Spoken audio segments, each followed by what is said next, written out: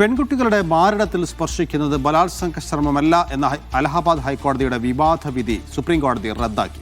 പെൺകുട്ടികളുടെ പൈജാമ അഴിക്കുന്നത് ബലാത്സംഗ ശ്രമമല്ലെന്ന പരാമർശവും ഒഴിവാക്കി. ക്രിമിനൽ നിയമതത്വങ്ങളെ ഹൈക്കോടതി ദുർവ്യാഖ്യാനം ചെയ്തെന്നും വിധി തെറ്റെന്നും സുപ്രീം കോടതി പറഞ്ഞു.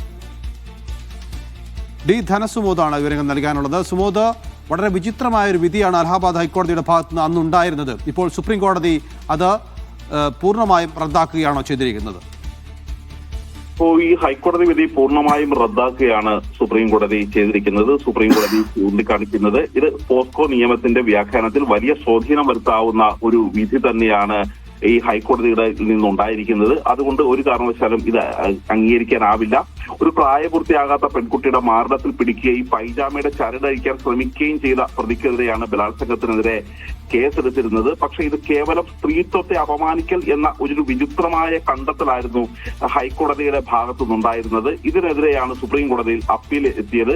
ഈ അപ്പീൽ വന്നു കഴിഞ്ഞപ്പോഴാണ് സുപ്രീം കോടതിയിലേക്ക് കൃത്യമായ ഒരു നിരീക്ഷണം നടത്തിയിരുന്നത്. ഇത് തെറ്റായ വിധിയാണ്, നിയമത്തിന്റെ അടിത്തറയില്ലാത്തതാണ് ഈ വിധി എന്നുള്ളൊരു കാര്യം നേരത്തെ തന്നെ സുപ്രീം കോടതി ചൂണ്ടിക്കാണിച്ചിരുന്നു. അതിന്റെ കൂടി അടിസ്ഥാനത്തിലാണ് ഇപ്പോൾ ശിക്ഷ പുനഃസ്ഥാപിക്കുകയും ഹൈക്കോടതിയുടെ വിധി റദ്ദാക്കുകയും ചെയ്തിരിക്കുന്നത്.